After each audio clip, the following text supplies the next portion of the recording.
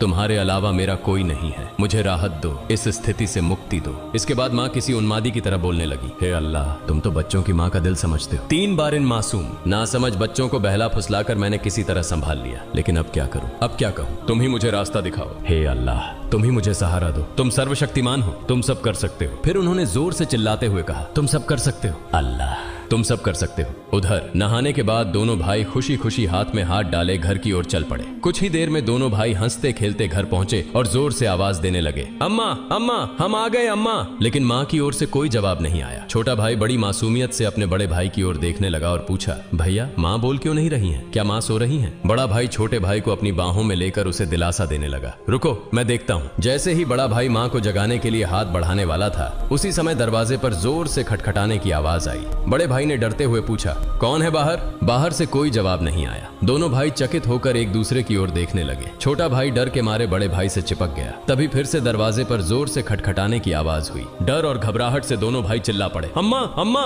बाहर कौन है? लेकिन माँ की ओर से कोई आवाज नहीं आई। फिर दरवाजे पर खटखटाने की आवाज के साथ कुछ भारी खड़खड़ाने की आवाज सुनाई दी। दोनों भाई डर गए। उन्हें पता था कि अगर कोई रिश्तेदार, परिवार का सदस्य या पड़ोसी घर पर आता है तो वह हमेशा सलाम करता है, लेकिन ये सब कुछ उल्टा हो रहा था। बड़े भाई ने छोटे भाई को और कसकर गले लगाते हुए कहा, मुझे समझ नहीं आ रहा ये क्या हो रहा है, माँ भी कुछ बोल नहीं रही हैं। डरते डरते दोनों भाई दरवाजे के पास गए। जैसे ही वे वहां पहुंचे, बाहर से फिर से खटखटाने की आवाज आई। दोनों भाई थोड़ा पीछे हटे और जोर से चिल्लाकर पूछा, कौन है दरवाजे पर? बाहर से आवाज आई, मैं दर्जी हूँ, दरवाजा खोलो। दोनों भाई हैरान रह गए। उन्होंने पूछा, दर्जी आप यहाँ क्यों? बाहर से आवाज आई, हाँ मैं दर्जी हूँ, दरवाजा खोलो, मैं तुम्हारे लिए नए कपड़े लेकर आया हूँ, इन्हें ले लो। जैसे ही यह बात सुनी, दोनों भाइयों ने जल्दी से दरवाजे की कुंडी खोली। सामने एक व्यक्ति नए कपड़ों के गट्ठर के साथ खड़ा था। दोनों भाई एक पल के लिए हैरान रह गए। दर्जी ने कपड़े उनकी ओर बढ़ाए। बड़े भाई ने झटपट सारे कपड़े अपने हाथों में ले लिए और छोटे भाई का हाथ पकड़कर तेजी से दौड़ते हुए माँ के पास पहुंचा। उस समय माँ अब भी संभल नहीं पाई थी। वह गुपचुप आंसू बहा रही थी। दोनों भाई बोले, अम्मा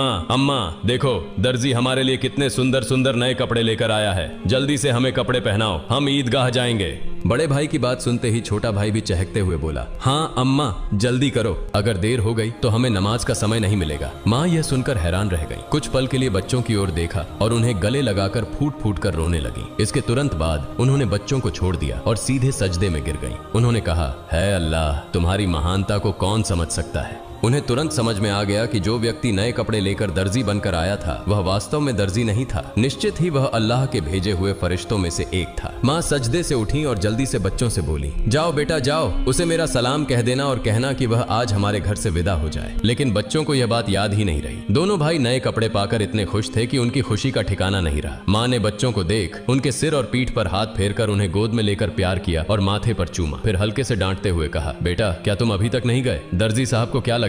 वे सोचेंगे कि इस घर के लोग कितने बदतमीज हैं। मेहमान बाहर दरवाजे पर खड़ा है और तुम यहाँ मस्ती कर रहे हो। तुमने उसे भूल ही गए। यह तो बहुत बड़ा गलत व्यवहार है। तुरंत जाओ, उसे मेरा सलाम पहुंचाओ और कहना कि वह आज हमारे मेहमान बने। जाओ बेटा, उन्हें बैठक में आराम से बैठने के लिए कहो। बिना देरी किए दोनों भाई दरवाजे की ओर भागे, लेकिन तब तक दर्जी घोड़े पर सवार होकर घर से बहुत दूर निकल चुका था। दोनों भाई जोर से चिल्लाने लगे, दर्जी साहब, ओ दर्जी साहब, अम्मा ने आपको सलाम कहा है, जल्दी वापस आइए, आज आप हमारे घर दावत पर आइए, हम बैठक का दरवाजा खोल रहे हैं। लेकिन दूर से हवा के साथ जवाब आया, अपनी अम्मा और अब्बा को मेरा सलाम देना, किसी और समय मिलने आऊंगा, अस्सलामु अलैकुम। दोनों भाई दौड़ते हुए माँ के पास आए और सब कुछ बता दिया। बोले, दर्जी साहब ने तुम्हें और अब्बा को सलाम कहा है, वह घोड़े पर सवार होकर उस तरफ जा रहे हैं, जल्दी आओ। माँ, उन्हें देखोगी? देखोगी ना? जल्दी करो और खिड़की से देख लो। जल्दी आओ। माँ, अगर देर करोगी तो